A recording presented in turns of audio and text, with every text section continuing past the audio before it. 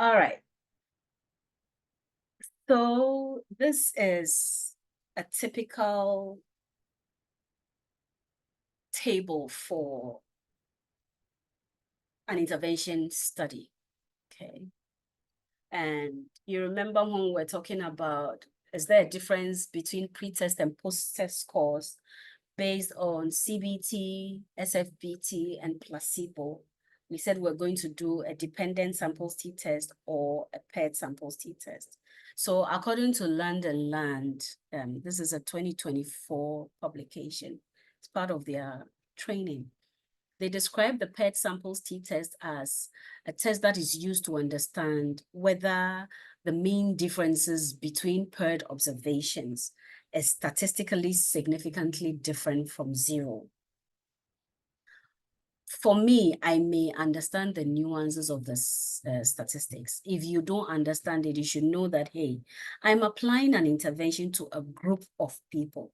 I want to know before the intervention, how were their scores like? After the intervention, how was their score like? And can I, in all honesty, say that the intervention made a difference? And if I'm going to talk like that, then it means I have to make sure that I've addressed the threats to internal validity, threats to reliability, every threat that comes with the performance of an experimental design. Okay, so what Land and Land are saying is that the observations at pre-test and those at post-test should be different from zero. The paired samples t-test is also referred to as repeated measures t-tests. So when you hear that, you know it's the same thing. Or, wait, I've talked about paired samples t-test. I've talked about dependent t-test. I've talked about repeated measures t-test, okay? So these are all their names.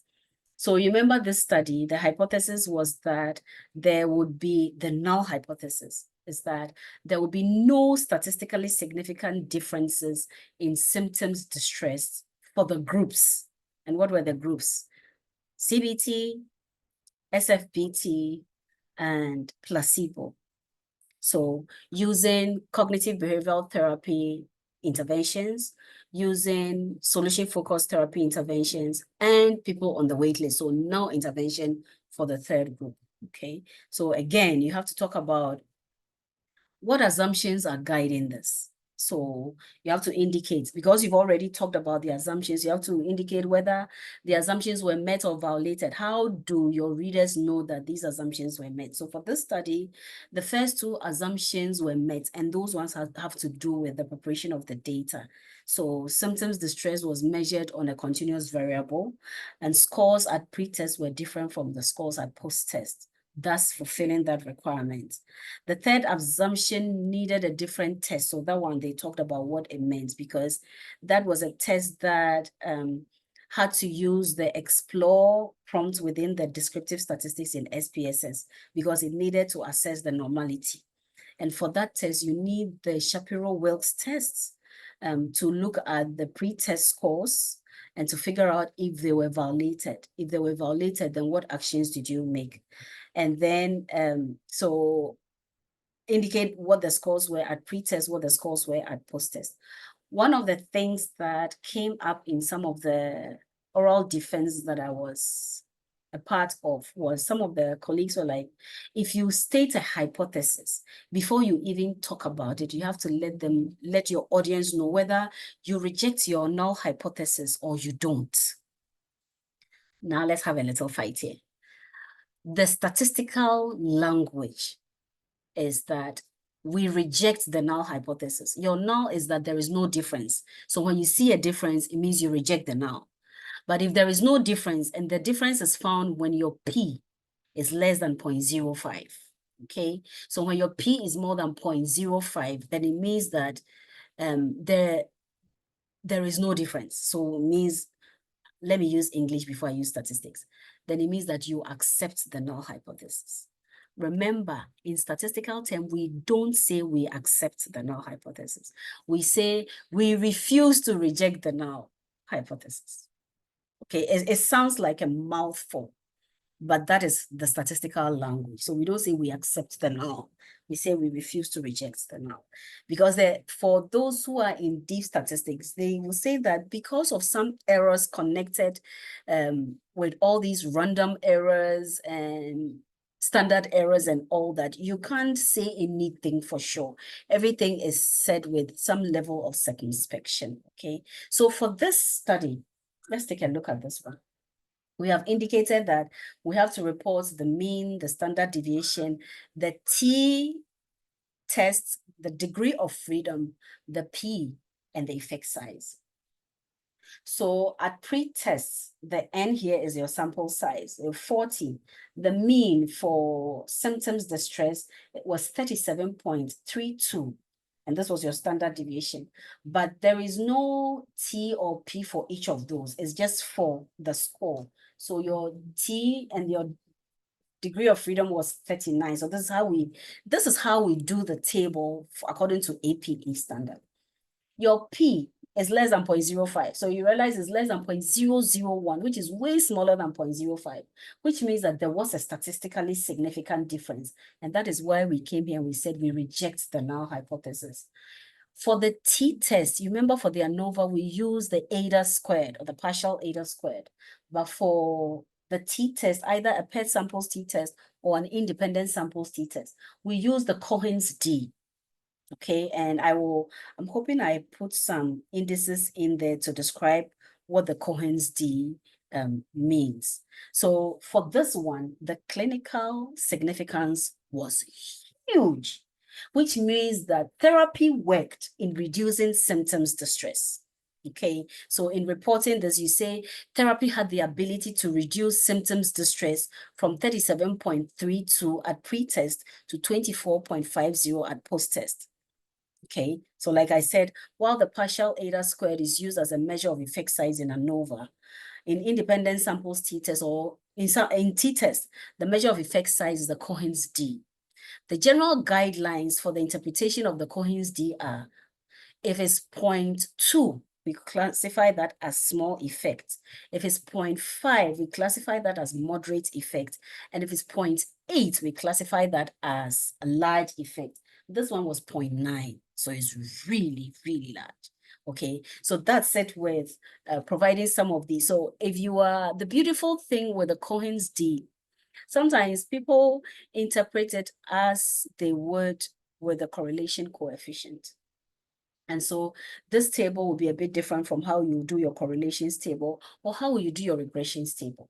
But I just wanted you to see how we connect that chapter 3 piece of what statistical test would I use with that chapter 1 of objectives of the study, research questions and research hypothesis. Okay, you remember what we were working with, right? So so this one was for the adults, and this one, you remember we're doing this study on adolescents living in informal settlements, and one of the questions was, what kind of trauma symptoms did they experience? And so for this one, the students use a stacked bar of trauma experience.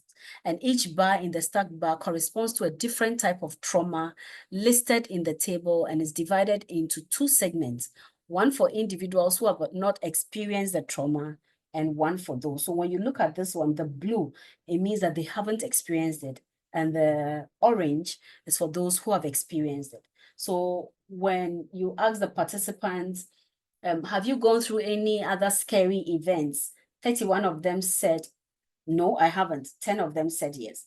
When you come here, being around violence in the community, and this is consistent with the literature that informal settlements are relatively unsafe. And so for this one, 27 of them said they had experienced that, 14 said they hadn't. When you come to someone close to you dying suddenly or violently, majority of them said they had experienced it. Seeing someone in the family threatened or hit or hurt badly, majority of them said they had experienced that. Serious accident or injury like a car or bike crash, animal bite, or hot substance poured on you, majority of them said they had experienced that. Okay, so this is an example of the kinds of tables you can use in addressing your research questions, your research objectives. This is more, descriptive stats is more in line with research objectives or research questions. When it comes to the hypothesis testing, you do a bit more inferential statistics. And for the same student, she was describing, I think, the clusters of PTSD symptoms that people go through. And she chose to use the exploratory factor analysis. Okay, so you have to describe the unique kind of extraction method you use.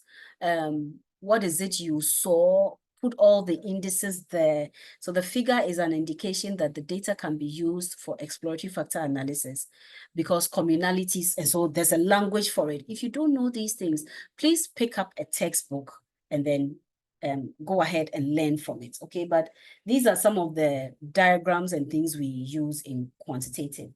Now, when you come to the final chapter, and this is not big enough for me to provide any separate thing, but in your chapter 5, you want to tie your recommendations for your research into, let's start, summary. What do you want your readers to take as a whole from the whole work? And then conclusion, that's where I say, and so what? So, in conclusion, what are you saying? It's not a repetition of all the numbers, but just a paragraph or two of what you want the people to take away.